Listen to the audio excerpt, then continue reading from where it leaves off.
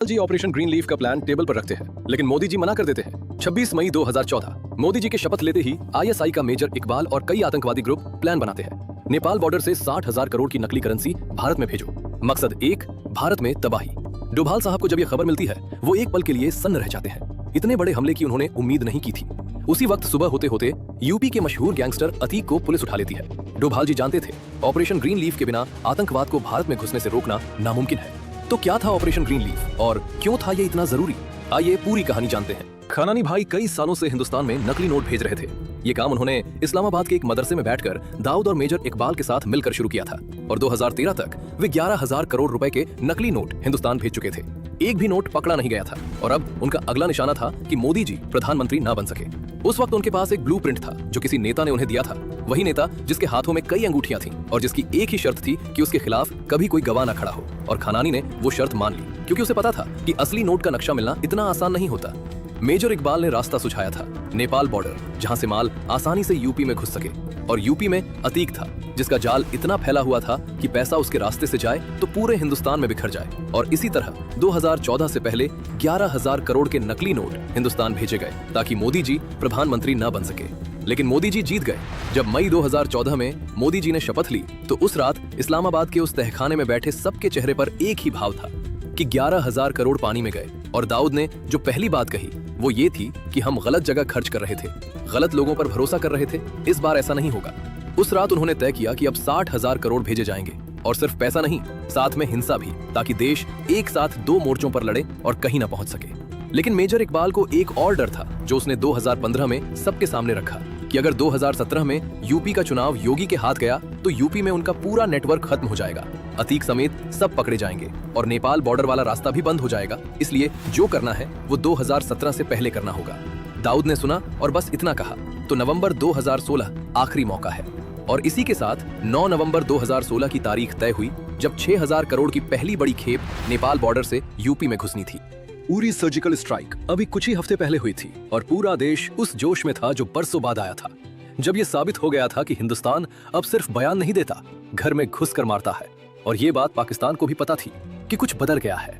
डोभाल जी उस दोपहर अपने दफ्तर के आंगन में टहल रहे थे, जैसे वे अक्सर किसी बड़े फैसले से पहले करते थे, कि उनका एक अधिकारी तेज कदमों से उनके पास आया और रुक कर बोला, सर, हमारे एक स्पाई ने खबर भेजी है, पाकिस्तान 60,000 करोड़ के नकली नोट हिंदुस्तान में भेजने की तैयारी कर रहा है। डोभाल जी एक पल के लिए रुके, टहलना बंद किया और फिर धीरे से बोले, 60,000 करोड़, ये बहुत बड़ी रकम है।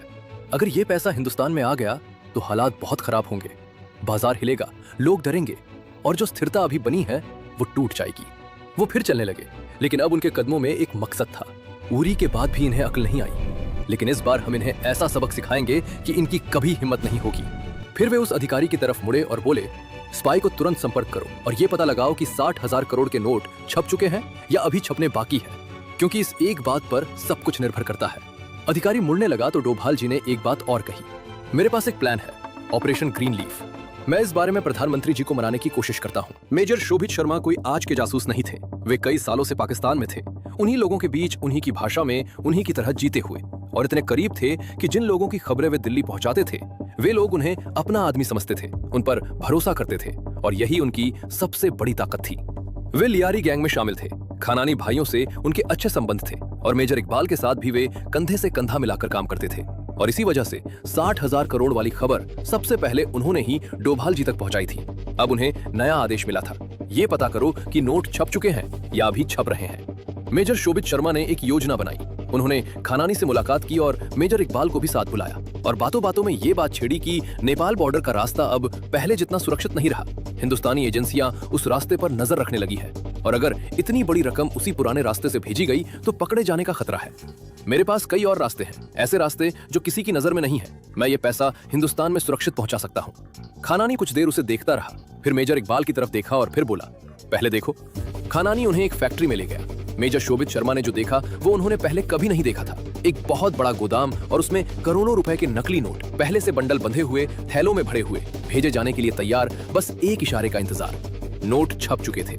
मेजर शोभित शर्मा ने चेहरे पर कोई भाव नहीं आने दिया। वे वहां खड़े रहे, गोदाम को देखते रहे और मन ही मन वो सब दर्ज करते रहे जो वे दिल्ली को बताने वाले थे। लेकिन खानानी के मन में एक डर था जो उस पूरी मुलाकात के दौरान उसकी आंखों में दिखता रहा। कि कहीं ये खबर डोभाल जी तक न पहुंच जाए, क्योंकि अगर दिल्ली को पता चल गया तो सारा खेल खत्म।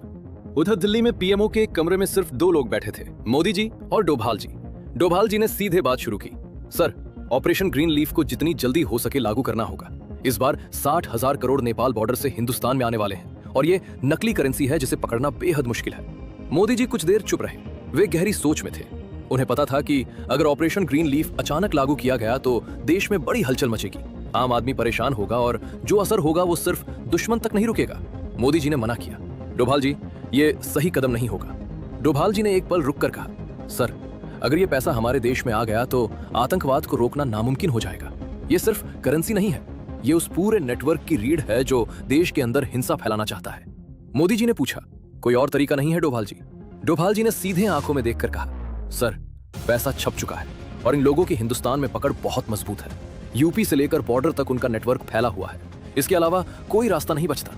फिर थोड़ा रुक कर बोले, लेकिन सर, ऑपरेशन ग्रीन लीफ लागू करने से पहले यूपी में इनका नेटवर्क तोड़ना होगा, क्योंकि जब तक वो नेटवर्क खड़ा है तब तक ये पैसा किसी न किसी रास्ते से अंदर आता रहेगा। कमरे में चुप्पी छा गई। मोदी जी खिड़की की तरफ देखने लगे।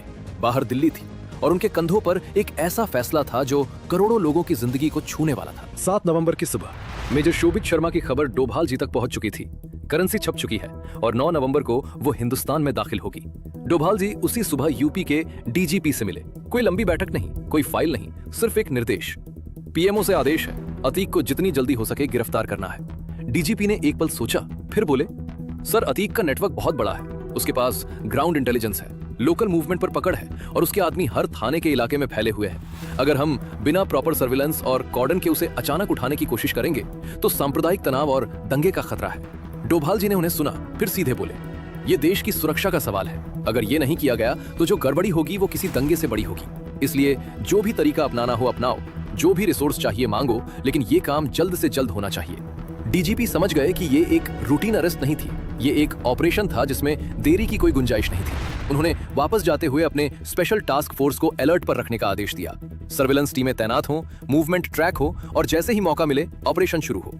एसटीएफ के अधिकारियों को उसी रात एक क्लोज्ड डोर ब्रीफिंग दी गई, जिसमें सिर्फ इतना बताया गया कि टारगेट की लोकेशन कंफर्म करो, उसकी मूवमेंट का पैटर्न समझो और किसी भी हालत में कोई लीक नहीं होनी चाहिए, क्योंकि अगर अतीक को जरा भी भनक लगी तो वो अंडरग्राउंड हो जाएगा और फिर उसे निकालना और भी मुश्किल होगा। डीजीपी जानते थे कि ये ऑपरेशन सिर्फ एक गिरफ्तारी नहीं थी, ये उस पूरे नेटवर्क की कमर तोड़ने की पहली कड़ी थी और इसे अंजाम देने के लिए उनके पास सिर्फ 48 घंटे थे। उस रात इस्लामाबाद में खानानी के गोदाम में जो हलचल थी वो किसी और रात जैसी नहीं थी। दर्जनों आदमी एक साथ काम कर रहे थे। नकली नोटों के बंडल बक्सों में बंद हो रहे थे, बक्से ट्रकों में लोड हो रहे थे और खानानी खुद वहां खड़ा था, एक एक खेप पर नजर रखते हुए, क्योंकि इस बार दाऊद की चेतावनी उसके कानों में गूंज रही थी। उस शाम दाऊद ने उसे अलग से बुलाया था। कोई लंबी बात नहीं हुई। दाऊद ने सीधे उसकी आंखों में देखा और कहा, तूने मेरे 11,000 करोड़ डुबोए, वो पैसा गया और काम भी नहीं हुआ। मोदी फिर भी बैठा रहा। अब अगर इस बार भी कुछ ऐसा हुआ तो सही नहीं होगा। खानानी कुछ नहीं बोला। वो जानता था कि इस वक्त कोई सफाई काम नहीं करेगी, सिर्फ नतीजा करेगा। इसलिए उसने सिर हिलाया और गोदाम की तरफ चला गया। रात के 2 बजे तक अधिकतर ट्रक लोड हो चुके थे। हर ट्रक में करोड़ों रुपए के नकली नोट इस तरह से पैक किए गए कि ऊपर से देखने पर आम सामान लगे और नीचे से नहीं दिखे और बॉर्डर पर रूटीन चेकिंग में निकल जाए। लोडिंग खत्म होते ही मेजर इकबाल ने अतीक को फोन किया, सुनो, 8 नवंबर की शाम को सभी ट्रक नेपाल बॉर्डर पर पहुंच जाएंगे और 9 नवंबर की सुबह 4 बजे तुम्हें हिंदुस्तान की तरफ से ट्रक अपने कब्जे में लेने हैं। अतीक ने फोन रखा, अपने भरोसेमंद आदमियों को इकट्ठा किया और बॉर्डर की तरफ रवाना होने का हुक्म दिया। 8 नवंबर की शाम इस्लामाबाद की उस फैक्ट्री में सभी ट्रक तैयार खड़े थे, नोटों से भरे, बंद, रवाना होने का इंतजार करते हुए। बस एक आखिरी हरी झंडी की देर थी। मेजर शोभित शर्मा भी वही थे, उन्हीं लोगों के बीच उसी फैक्ट्री में, चेहरे पर वही भाव जो पिछले कई सालों से लगाए हुए थे, लेकिन मन में वो सब दर्ज करते जा रहे थे जो दिल्ली को जाना था। उधर तराई में अतीक के आदमी भी तैयार थे, बॉर्डर के पास चुपचाप ट्रकों का इंतजार करते हुए।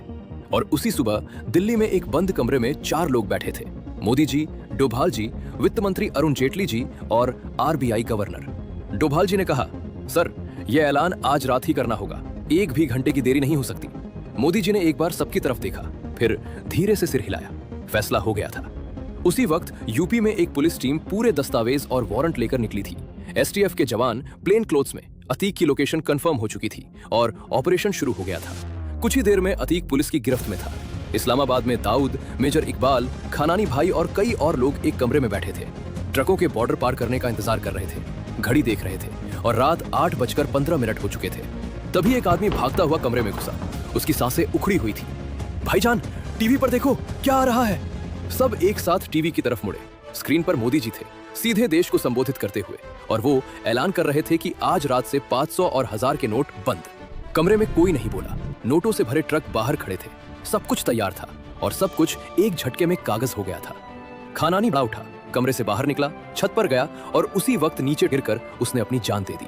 उस रात हिंदुस्तान ने एक ऐसी लड़ाई जीती जो किसी मैदान में नहीं लड़ी गई थी। डोभाल जी ने वो किया जो एक सच्चे सेवक करते हैं, बिना शोर के, बिना श्रेय लिए, सिर्फ देश के लिए। और उनकी वो बहादुरी इतिहास के उन पन्नों में दर्ज है जो आम लोगों को कभी नहीं दिखते। और मोदी जी ने वो फैसला लिया जो शायद दुनिया का कोई और नेता उस वक्त नहीं ले सकता था। करोड़ों लोगों की तकलीफ जानते हुए भी देश की सुरक्षा को पहले रखा। कुछ फैसले इतिहास बनाते हैं, ये उनमें से एक था।